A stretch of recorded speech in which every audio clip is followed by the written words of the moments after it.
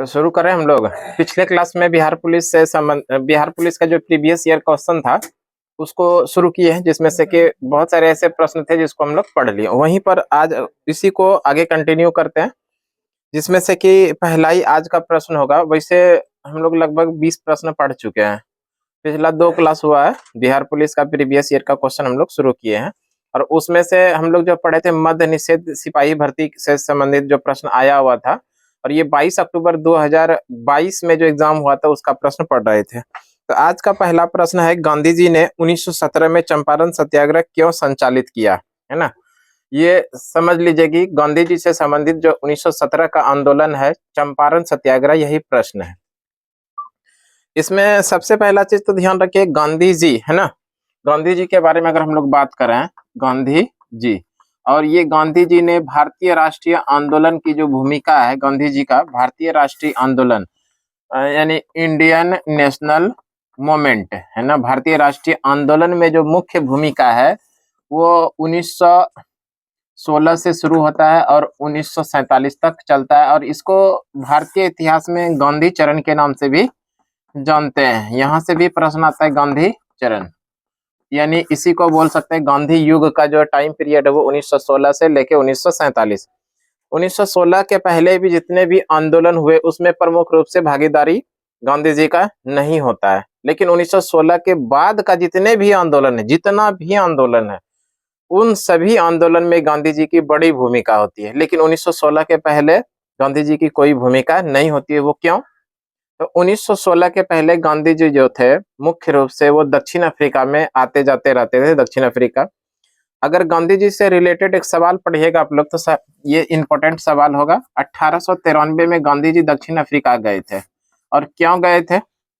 दक्षिण अफ्रीका गए थे, और ये जो दक्षिण अफ्रीका गए थे, ये गए थे दक्षिण अफ्रीका गए थे वकालत के सिलसिले में, है ना, वकालत के सिलसिले में गए थे। और ये जो गए थे, सेठ अब्दुल्ला नामक एक व्यापारी था, सेठ अब्दुल्ला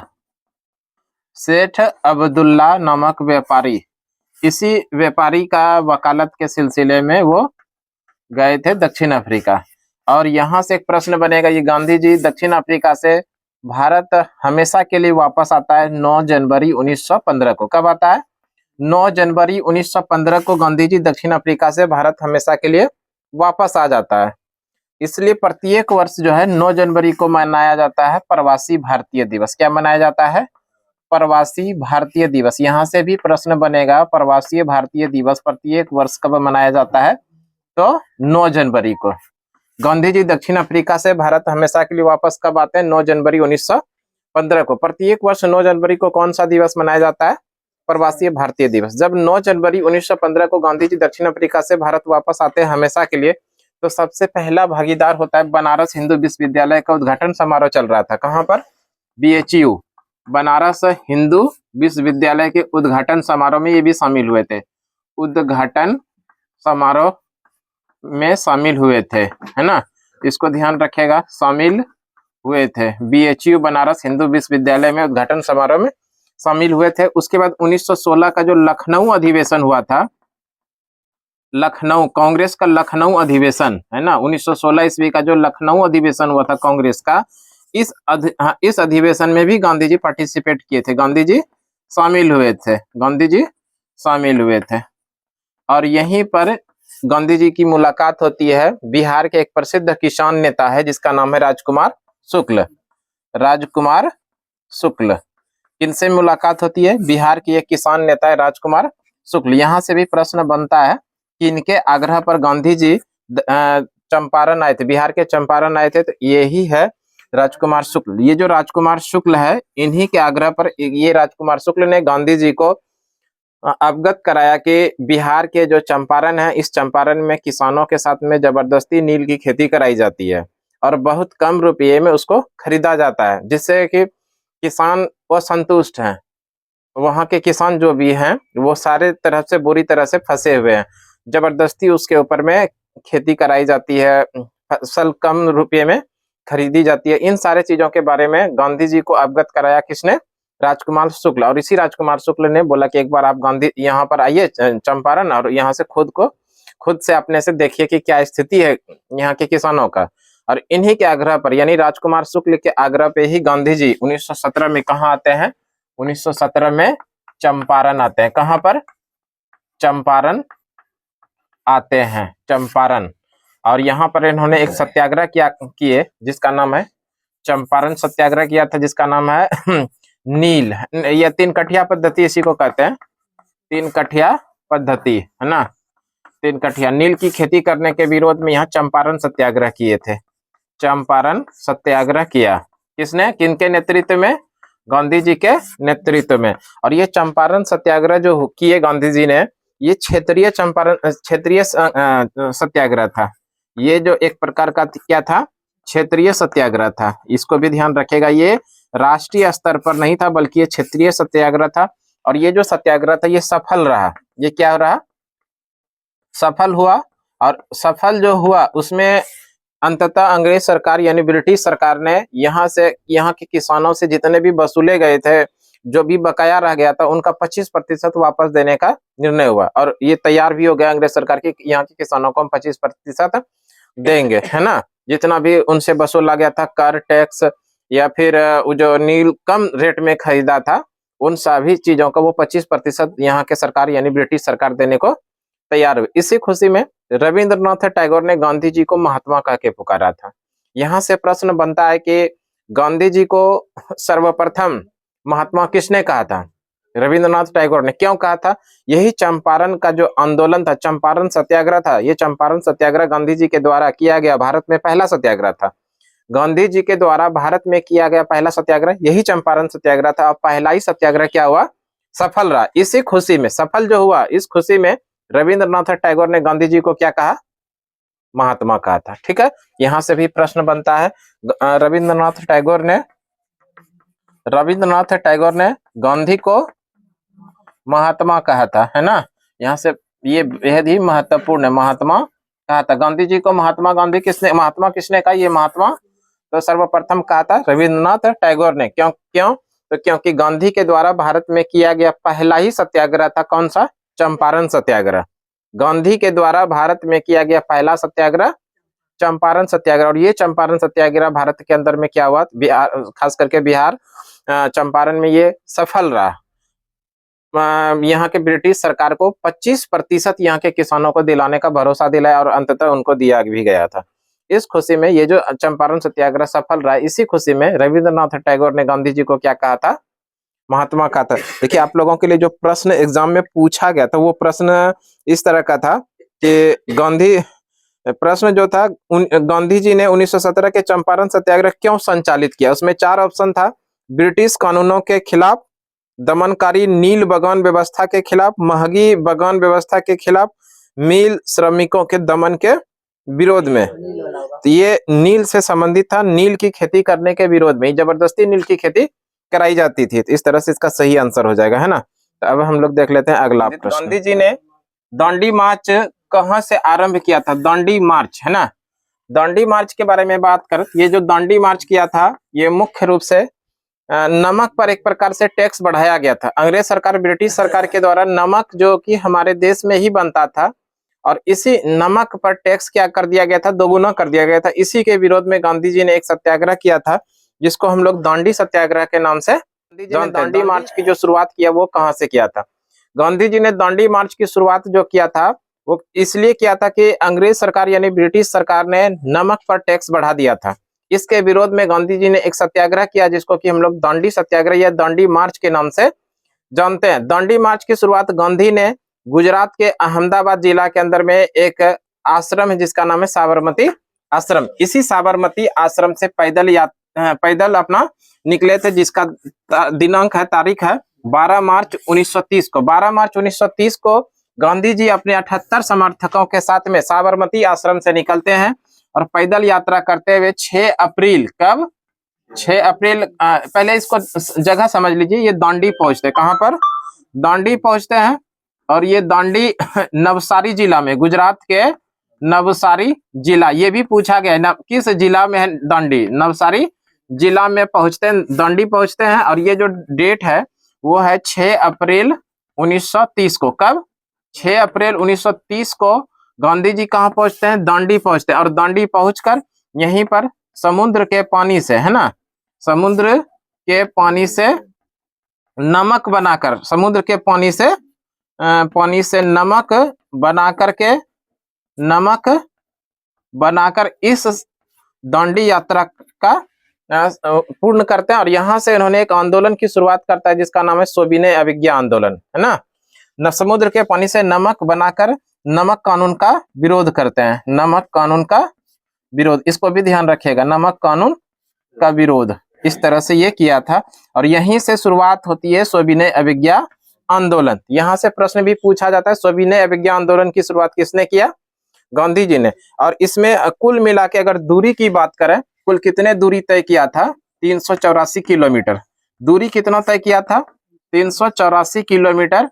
और इसके अलावा एक चीज और ध्यान रखिएगा, जब गांधी जी जिस रास्ते से गुजर रहे थे उस रास्ते में साथ में गुजरते हुए यानी पैदल चल रहे थे, तो एक उन्होंने गीत भी गुनगुना रहे थे, रास्ते में चल रहे थे। वो गीत था रघुपति राघव राजा राम, है ना। तो इस तरह से इसको भी ध्यान रखिएगा। इसके अलावा एक सवाल और ध्यान रखिएगा, दांडी मार्च में जिस समय गांधी जी ने दांडी मार्च किया था, इसके बारे में अखबार में जो छपा था वो छपा था, इनके पत्रकार थे अमेरिकी पत्रकार, एक प्रसिद्ध पत्रकार थे जिसका नाम है बेब मिलर, है ना।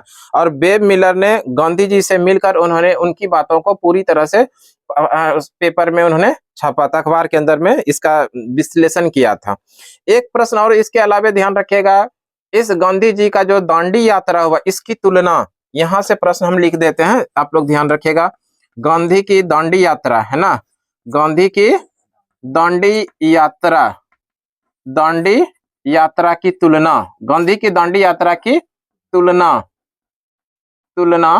सुभाष चंद्र बोस ने नेपोलियन के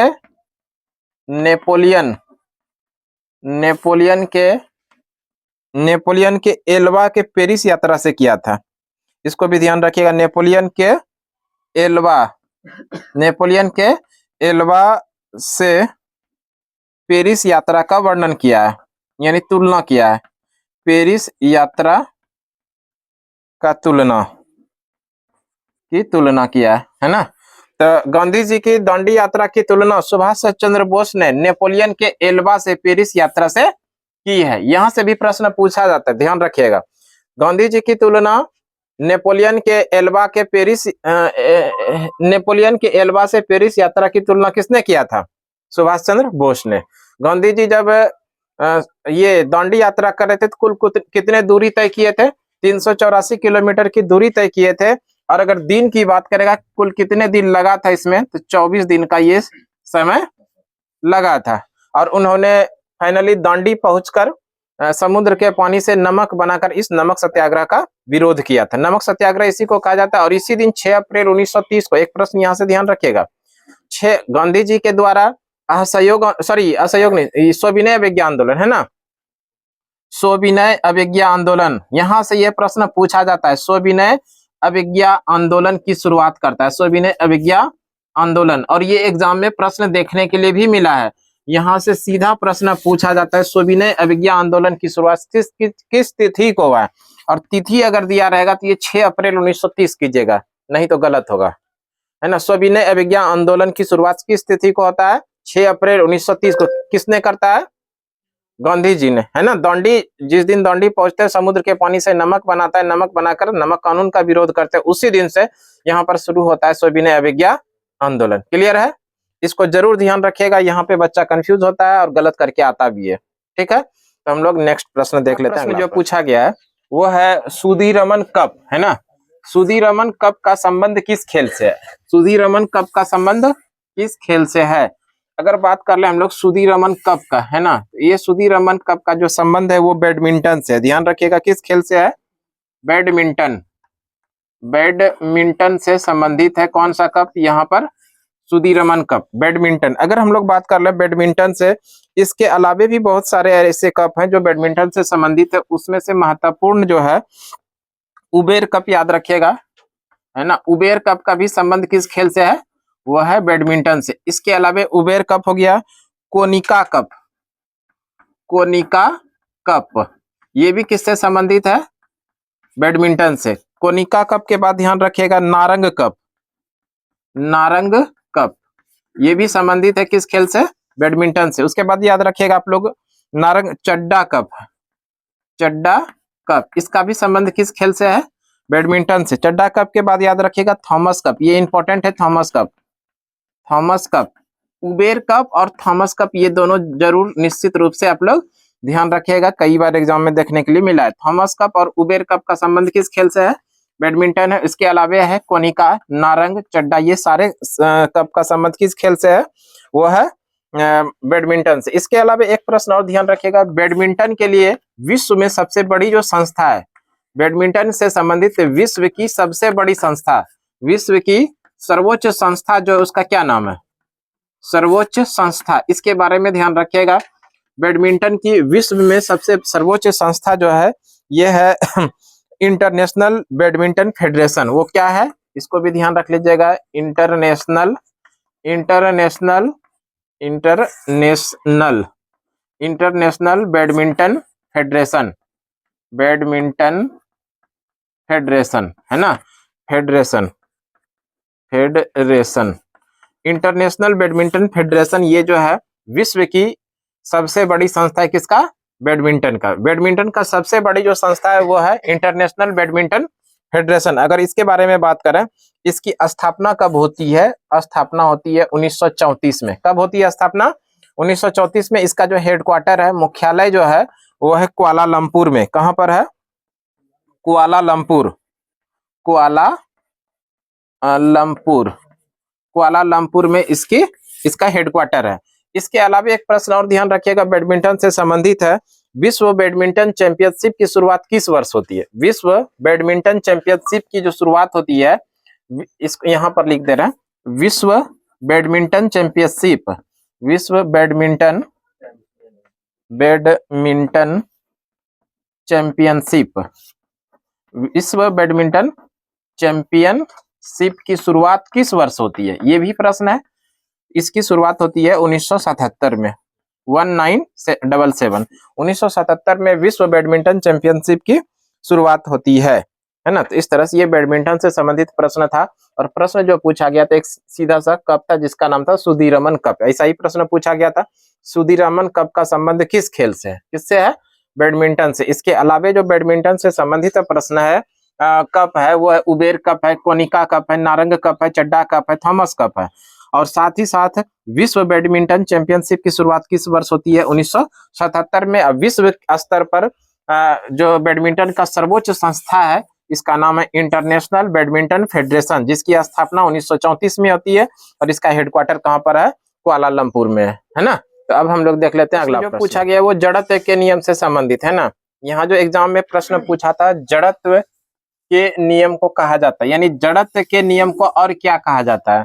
इसके अलावा जड़त्व का जो नियम है इसको कहा जाता है जड़त्व का प्रथम नियम, ये सर इसी को कह सकते हैं न्यूटन गति का प्रथम नियम। क्या कह सकते हैं, न्यूटन गति का प्रथम नियम। इसको क्या कहा जाता है, जड़त्व के नियम को न्यूटन गति का प्रथम नियम, न्यूटन गति का प्रथम नियम कहा जाता है। किसको, जड़त्व के नियम को प्रथम नियम कहा जाता है। न्यूटन ने गति के कितने नियम दिए थे, न्यूटन ने गति के 3 नियम दिए हैं। कितना, 3 नियम दिए हैं। और ये 3 नियम कौन कौन सा है, इसको याद रखने के लिए एक शॉर्ट ट्रिक याद रखिएगा, जड़ से क्रिया। क्या याद रखेंगे, जड़ से क्रिया, जड़ से क्रिया। न्यूटन ने गति के कितने नियम दिए हैं, 3 नियम दिए हैं। और क्या है, जड़ से क्रिया। देखिए ये जो है यहाँ जड़ से, इसका मतलब हो गया ये जड़त्व का नियम। ये क्या हो गया, जड़त्व का नियम, जड़त्व का नियम हो गया। और उसके बाद जो है ये 100 से हो जाएगा संवेग का नियम, से क्या आ जाएगा, संवेग का नियम, संवेग का नियम। और ये जो है क्रिया, इससे आ जाएगा क्रिया प्रतिक्रिया। ये क्या आ जाएगा, क्रिया प्रतिक्रिया, प्रतिक्रिया। तो इस तरह से ये है न्यूटन गति के कितने नियम, 3 नियम। न्यूटन गति का प्रथम नियम को क्या कहा जाता है, जड़त्व का नियम। और न्यूटन ने गति के लिए कितने नियम दिए हैं? 3 नियम दिए हैं। और 3 नियम क्या है? जड़त्व का नियम, संवेग का नियम, और तीसरा क्या है? क्रिया प्रतिक्रिया। इन तीनों को याद रखने के लिए सबसे आसान तरीका क्या है? जड़ से क्रिया। क्लियर है? तो इतना आप लोग इसको जरूर ध्यान रखिएगा। जो पूछा गया वो है मानस टाइगर रिजर्व। मानस टाइगर रिजर्व का संबंध किस राज्य से, यानी कि मानस टाइगर रिजर्व किस राज्य में स्थित है, ऐसा प्रश्न है। सबसे पहले तो समझ लीजिए जो मानस टाइगर रिजर्व ये है किस राज्य में, इसका जो सही आंसर हो जाएगा वो है असम में। यहाँ से सीधा प्रश्न आपको ध्यान रखना चाहिए कि मानस टाइगर किस राज्य में है, वो है असम में। असम के बारे में बात करें, मानस टाइगर रिजर्व के अलावे और कौन कौन से टाइगर रिजर्व है असम में? तो एक हम लोग पढ़ लिए कि मानस टाइगर रिजर्व, जो एग्जाम में प्रश्न पूछा गया था कि मानस टाइगर रिजर्व किस राज्य में स्थित है, असम में। अब हो सकता है कि मैं भी आपसे प्रश्न पूछ दे असम में जितने भी ये टाइगर रिजर्व है। सबसे पहला ध्यान रखिएगा, असम जो टाइगर रिजर्व है वो है काजीरंगा। ये बेहद ही इंपॉर्टेंट है, काजीरंगा है ना, काजीरंगा टाइगर रिजर्व। ये कहां पर है? असम के अंदर। काजीरंगा टाइगर रिजर्व ये किस राज्य के अंदर में है? ये भी असम में है। और असम का सबसे प्रसिद्ध टाइगर रिजर्व है, यूनेस्को विश्व धरोहर की सूची में एक सींग वाला गेंडा के लिए फेमस भी है। और ये टाइगर के लिए तो फेमस है, साथ साथ में एक सींग। और इसी यहाँ पर एक प्रश्न ध्यान रखिए, काजीरंगा नेशनल पार्क, ये टाइगर रिजर्व के साथ साथ में एक नेशनल पार्क भी है काजीरंगा में, है ना। असम के काजीरंगा में एक टाइगर रिजर्व भी है, उसके साथ साथ में काजीरंगा नेशनल पार्क भी है, जो कि एक सींग वाला गेंडा के लिए फेमस है। यहाँ से ये भी प्रश्न पूछा जाता है, एक सींग वाला गेंडा के लिए फेमस नेशनल पार्क कौन सा है? वो है काजीरंगा एक सींग वाला गेंडा। एक सींग वाला गेंडा, इसको ध्यान रखिएगा निश्चित रूप से। एक सींग वाला गेंडा के लिए फेमस नेशनल पार्क है काजीरंगा नेशनल पार्क, वो कहां पर है? असम में। और एक नामेरी टाइगर रिजर्व याद रखिएगा, असम का ही है Nameri, Nameri tiger reserve, Nameri tiger reserve. और ये भी कहां पर है? ये भी असम के अंदर है। अगर हम लोग बात कर रहे हैं भारत के वर्तमान समय में कितने टाइगर रिजर्व है? 58। वर्तमान समय में भारत में कितने टाइगर रिजर्व है? 58 टाइगर रिजर्व है भारत में। अभी वर्तमान समय में 58 टाइगर रिजर्व है। और 58 नंबर का जो टाइगर रिजर्व है वो कौन सा है, इसके बारे में भी ध्यान रखेगा। टाइगर रिजर्व है ना, टाइगर रिजर्व। और ये कौन सा है? मानधव टाइगर रिजर्व, मानधव टाइगर रिजर्व। और ये मानधव टाइगर रिजर्व किस राज्य के अंदर में है? ये भी ध्यान रखिएगा, टाइगर रिजर्व ये किस राज्य के अंदर है? मध्य प्रदेश में। ध्यान रखिएगा ये किस राज्य में है? भारत में वर्तमान समय में कितने टाइगर रिजर्व है? 58 टाइगर रिजर्व है। और सबसे जो नवीनतम टाइगर रिजर्व है वह मानधव टाइगर रिजर्व, जो किस राज्य के अंदर में है? मध्य प्रदेश। मध्य प्रदेश में अगर टाइगर की बात करेगा सबसे अधिक किस राज्य के अंदर में टाइगर है? मध्य प्रदेश, है ना। ये कुछ संबंधित प्रश्न हो गया किससे? टाइगर रिजर्व से संबंधित और उससे एक्स्ट्रा फैक्ट, है ना। तो अब हम लोग देख लेते हैं अगला प्रश्न जो पूछा गया था, बेहद ही आसान ही सवाल था। वैसे विश्व स्वास्थ्य दिवस कब मनाया जाता है? अगर हम लोग बात कर ले विश्व स्वास्थ्य दिवस, और विश्व स्वास्थ्य दिवस जो प्रत्येक वर्ष मनाया जाता है वो मनाया जाता है 7 अप्रैल को, है ना। 7 अप्रैल को क्या मनाया जाता है? विश्व स्वास्थ्य दिवस। और प्रत्येक वर्ष ये जो विश्व स्वास्थ्य दिवस मनाया जाता है किस संगठन के द्वारा? WHO यानी वर्ल्ड हेल्थ ऑर्गेनाइजेशन के द्वारा प्रत्येक वर्ष 7 अप्रैल को क्या मनाया जाता है? विश्व स्वास्थ्य दिवस। अगर हम लोग बात कर लें WHO के बारे में थोड़ा सा, WHO की स्थापना कब होती है? WHO यानी वर्ल्ड हेल्थ ऑर्गेनाइजेशन की स्थापना होती है 1948 में। स्थापना किस वर्ष होती है? स्थापना होती है 1948 में। स्थापना 1948 में। अगर इसके हेडक्वार्टर की बात करें, इसका मुख्यालय कहां पर है? वो है जेनेवा। कहां पर है? जेनेवा। एक प्रश्न और ध्यान रखेगा, ये जेनेवा किस देश के अंदर में है? तो वह है स्विट्जरलैंड के अंदर, स्विट्जरलैंड के अंदर। स्विट्जरलैंड की राजधानी कहां पर है? बर्न। स्विट्जरलैंड की राजधानी है बर्न में। विश्व स्वास्थ्य संगठन की स्थापना 1948 में, और इसका हेडक्वार्टर कहां पर है? जेनेवा में। अगर हम लोग बात कर ले 2024 में जो विश्व स्वास्थ्य दिवस मनाया गया, इसका थीम क्या था? थीम 2024 में जो विश्व स्वास्थ्य दिवस मनाया गया इसका थीम था माई हेल्थ माई राइट, है ना। इसको भी ध्यान रखिएगा, my health my health my right, है ना, इसको ध्यान रखिएगा थोड़ा, माई राइट, यानी आप इसको कह सकते हैं कि इसका जो थीम था मेरा स्वास्थ्य मेरा अधिकार, मेरा स्वास्थ्य मेरा अधिकार, ये 2024 के स्वास्थ्य दिवस का क्या था, विश्व स्वास्थ्य दिवस का थीम था, अधिकार, इसको भी ध्यान रखिएगा, मेरा स्वास्थ्य मेरा अधिकार, ये 2024 के विश्व स्वास्थ्य दिवस का क्या था, थीम था, है ना। अगर बात कर ले विश्व स्वास्थ्य संगठन का हेड कौन है, तो ध्यान रखिएगा डॉक्टर टेड्रोस, विश्व स्वास्थ्य संगठन के हेड कौन है, डॉक्टर टेड्रोस, विश्व स्वास्थ्य संगठन का हेड कौन है, डॉक्टर टेड्रोस, डॉक्टर टेड्रोस विश्व स्वास्थ्य संगठन का हेड है ना। तो इस तरह से ये हो गया विश्व स्वास्थ्य संगठन के सदस्यों की संख्या, कितने देश सदस्य हैं, तो ध्यान रखिएगा 194 स्वास्थ्य संबंधी इसका सदस्य देश है, 194, कितना सदस्य देश है, 194 सदस्य है, इसको भी थोड़ा ध्यान रख लीजिएगा। ये कुछ इंपॉर्टेंट फैक्ट हो गया किससे संबंधित, विश्व स्वास्थ्य दिवस से।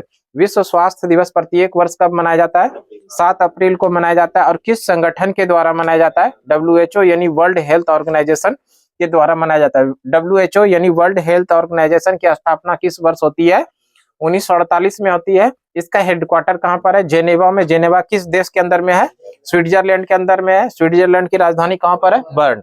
2024 के अंदर में जो विश्व स्वास्थ्य दिवस मनाया गया, इसका क्या थीम था, माई हेल्थ माई राइट, और इसी को हम लोग बोलेंगे मेरा स्वास्थ्य मेरा अधिकार। और 2024 के अंदर ये थीम था विश्व स्वास्थ्य दिवस का। और अगर बात कर लेंगे WHO वर्ल्ड हेल्थ ऑर्गेनाइजेशन के हेड कौन है, तो है डॉक्टर टेड्रोस। इसमें कितने सदस्य देश हैं, 194 सदस्य देश है ना, 194 सदस्य देश है ना, इसको भी थोड़ा ध्यान रखिएगा। अगला प्रश्न क्या है, प्रश्न में दिया गया है सर्वप्रथम भूगोल शब्द का प्रयोग किसने किया है, भूगोल की बात करें तो भूगोल शब्द का जो प्रयोग सर्वप्रथम किया है वो इरेटोस्थनीज ने किया था। इसके बारे में थोड़ा समझ लीजिए, इरेटोस्थनीज ने सर्वप्रथम भूगोल शब्द का प्रयोग किया, और यही इरेटोस्थनीज को कहा जाता है भूगोल का जनक। इसके बारे में भी जान लीजिए, भूगोल का जनक किसको कहते हैं, वो कहते हैं इरेटोस्थनीज को। भूगोल का जनक किसको कहते हैं, तो वो है भूगोल का जनक कहते हैं इरेटोस्थनीज। वैसे अगर हम लोग बात कर लें, ये जो भूगोल है ये एक ग्रीक भाषा का शब्द है, ये इसको भी ध्यान रखिएगा। ये किस भाषा का शब्द है, ग्रीक भाषा का शब्द है, ग्रीक भाषा का शब्द। यहां से भी प्रश्न बन सकता है, ग्रीक भाषा का शब्द है ये भूगोल। एक प्रश्न इसके अलावा ध्यान रखिएगा, भारत का भूगोल नामक पुस्तक किसने लिखा है, भारत का भूगोल और ये भारत का भूगोल नामक पुस्तक जो लिखा है, भारत का भूगोल नामक पुस्तक ये लिखा है टॉलमी ने। भारत का भूगोल नामक पुस्तक के लेखक कौन है, टॉलमी। भारत का भूगोल नामक पुस्तक के लेखक कौन है, टॉलमी। और सर्वप्रथम भूगोल शब्द का प्रयोग जो किया था वो इरेटोस्थनीज ने किया था। इसी इरेटोस्थनीज को कहा जाता है भूगोल का जनक यानी भूगोल का पिता। और ये जो भूगोल शब्द है वो किस भाषा का शब्द है, ग्रीक भाषा का शब्द है। ये तो भूगोल से संबंधित हो गया। इसी तरह अगर आप लोग से प्रश्न आ जाएगा कि इतिहास के जनक या इतिहास के पिता, इतिहास के जनक या कह सकते हैं इतिहास के पिता किसको कहते हैं, तो वो है हेरोडोटस। किसको कहते हैं, हेरोडोटस को कहा जाता है इतिहास का पिता या इतिहास के जनक। इस हेरोडोटस ने एक प्रसिद्ध पुस्तक लिखा है, और इस हिस्टोरिका, क्या नाम है पुस्तक का, हिस्टोरिका। और इस हिस्टोरिका में भारत और फारस के बीच में जो व्यापार होता था उस व्यापार से संबंधित महत्वपूर्ण बात लिखी थी हेरोडोटस ने, और पुस्तक क्या नाम था, हिस्टोरिका। तो यहाँ से सीधा प्रश्न ये भी पूछा जा सकता है, हिस्टोरिका नामक प्रसिद्ध पुस्तक को किसने लिखा है, हेरोडोटस। और ये जो हेरोडोटस है, इसी हेरोडोटस को क्या कहता है, इतिहास का पिता। और इस हिस्टोरिका पुस्तक के अंदर लिखा क्या गया है, भारत और फारस के बीच में व्यापार का संबंध, भारत और फारस के बीच में जो व्यापार का संबंध है इसके बारे में लिखा गया किसके अंदर में, हिस्टोरिका में। और किस हिस्टोरिका के लेखक कौन है, हेरोडोटस। और यही हेरोडोटस को इतिहास का पिता कहते हैं, है ना। एक प्रश्न और ध्यान रखिएगा, नागरिक यानी कि आप कह सकते हैं राजनीति विज्ञान का पिता, वो कहा जाता है अरस्तु को। राजनीति विज्ञान है ना, राजनीति विज्ञान, राजनीति विज्ञान के पिता किसको कहते हैं? अरस्तु। राजनीति विज्ञान के पिता कहते हैं अरस्तु को। तो इस तरह से ये प्रश्न था भूगोल से संबंधित। इसके अलावे हम लोग जो पढ़े इतिहास के पिता, उसके अलावे राजनीति विज्ञान के पिता यानी फादर ऑफ पॉलिटिकल साइंस वो है अरस्तु। ठीक है, तो अगला जो क्वेश्चन होगा वो हम लोग अगले क्लास में देखेंगे। ठीक है।